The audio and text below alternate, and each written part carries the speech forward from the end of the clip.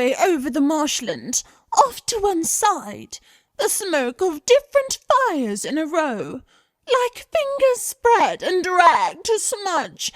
It is the always burning dump. Behind us, the city driven like stakes into the earth. A water bird lives above this swamp as a turtle moves on the Galapagos shore. We turn off down a gravel road, approaching the dump. All the air wobbles in some cheap mirror. There is a fog over the hot sun. Now the distant buildings are stenciled in the smoke, and we come to a landscape of tin cans, of cars-like skulls, that is rolling in its sand dune shapes. Amongst these vast grey plastic sheets of heat, shadowy figures who seem engaged in identifying the dead. They are the attendants, in overalls and goggles, forking over rubbish on the dampened fires.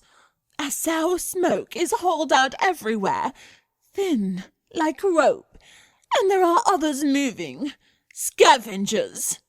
As in hell, the devils might poke about through our souls, after scraps of appetite with which to stimulate themselves.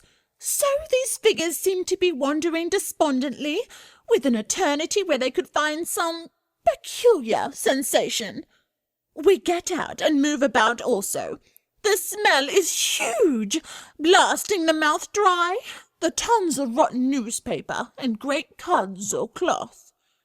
And standing where I see the mirage of the city, I realize I am in the future. This is how it shall be after men have gone. It will be made of things that worked. A labourer hoists an unidentifiable mulch on his fork, throws it in the flame. Something flaps like the rag held up in the raft of the Medusa. We approach another, through the smoke, and for a moment he seems that demon with the long barge pole. It is a man, wiping his eyes. Someone who worked here would have to weep. And so we speak.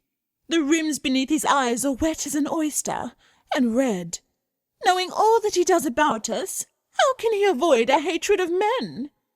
Going on, I notice an old radio that spills its dangling wire, and I realize that somewhere the voices it received are still travelling, skidding away, riddled around the arc of the universe, and with them the hoarse laughs, and the chopin with which the sound of the curtains lifting, one time, to a coast of light.